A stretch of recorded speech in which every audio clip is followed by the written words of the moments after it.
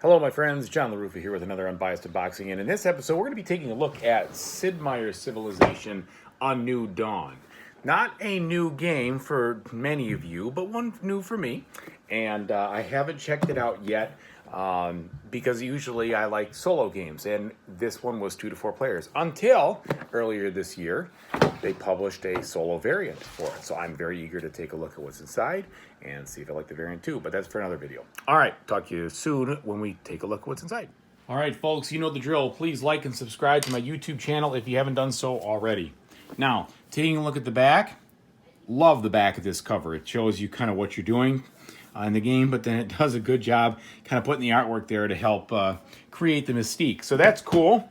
And you know, most people who've seen my Fantasy Flight games or videos know that I do love the components of Fantasy Flight games. In fact, it's been a rare one that I haven't liked. I just like their artwork. I like the layout. So I know it's an unboxing video that's supposed to be unbiased, but I tell you what, most of my ones for Fantasy Flight are positive just because history has shown they make good looking games. Okay, so inside this box, there was nothing there as far as the insert is concerned. You get the shameless plug for the catalog. All right. Rules of play. So let's see if this is the usual standard Fantasy Flight layout. All right. It looks a little different than the usual Fantasy Flight books. They've changed it up a little bit with the format. Obviously, it's bigger.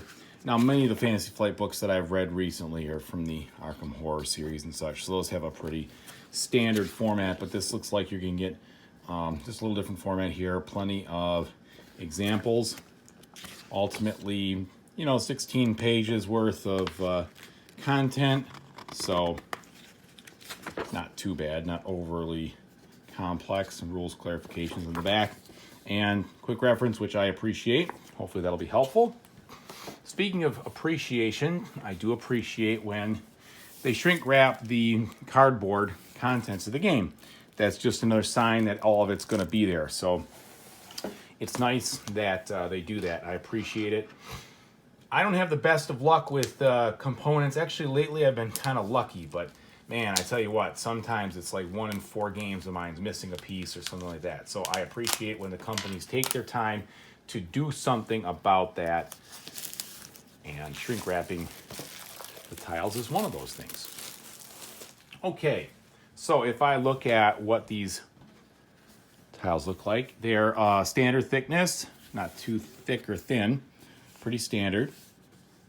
Very well illustrated there. It looks like these are double-sided. Yes, they are. So you get some variety in the tiles. Okay, same thing with here. That's what you're getting. And this set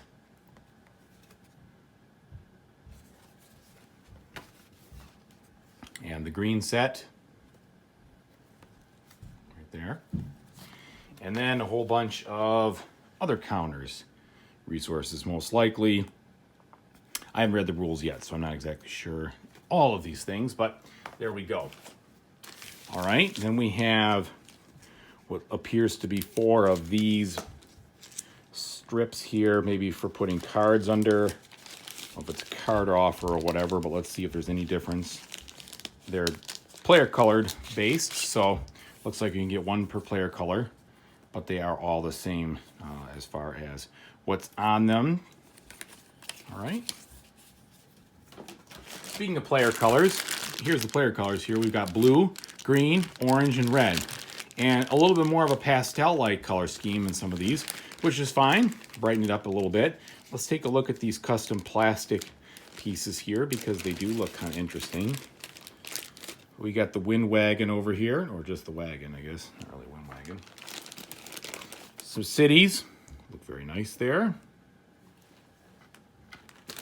And that's about the size of it. So you got wagons and cities, all right, in the 4 different colors. They're fine quality, plastic, no issues that I can see as long as I've got all of them that I need. And we've got 2 sets of standard dice plus, or well, a set of 2 dice plus the deals for the dial that hold them together. We've got our country cards or persona cards, pardon me. So, what do we get in this game? You can be Rome. They kind of tell you some information on the back. Egypt. The Aztecs. Samaria. I don't know if the back is the same for everybody or not. Japan. Scythia. And America. And France. So that's what you get in the base game. Let's see. Yeah, it looks like the back is identical for whichever one you get. No difference there. Okay, and then we've got 2 stacks of probably the usual good quality Fantasy Flight cards. And that's exactly what we've got. We've got the texture that you usually get with Fantasy Flight, the thickness, which is just fine. So it looks like we've got, 4 different types of eras here. Well, I take that back. So that's definitely red. Okay, maybe these are for each color. So yeah, I got a stack for red, orange, green, and blue. So that's what we've got here. Let's see what the card art looks like. So you got some artwork up top, information over there. Pretty crisp. More or less functional, I would say. Not necessarily blowing me away with the type of, the illustrations. They're fine. They're kind of cartoonesque, which is okay. That's a little bit different than what you usually get from Fantasy Flight. But, I mean, overall, I do like how they're laid out and they look good. So there's cultural, industry, military cards, and science cards. And they look like they're all the same as far as one type for each color. All right, so you got a stack of those, and then a stack of these smaller cards here. What do we have here? So we've got some, these are probably like endgame goal kind of things. And then it looks like wonders. Yeah, that's definitely wonders. Maybe not wonders, maybe they are. All right, different types of wonders or buildings or something. Same kind of artwork though. Good quality cards overall. So that's what we've got there. Looks like you've got yellow, purplish blue, red. So, and then, no, that's definitely blue if that's purple. All right, so we've got some of those there. And then these cards right here. Looks like they're in doubles. All right, so we'll see what that's all about. These look like they're cities. Maybe they give you bonuses for founding those cities. Some different types of things here. We got joint war, open borders. This must be for the kinds of relationships you have with the different players. All right, and so that is what we've got. Overall, the quality, the components are not overwhelming. It's not like there's a ton of stuff in this box, which is just fine. I know that this game, there's nothing behind there. Then you can see the insert, by the way.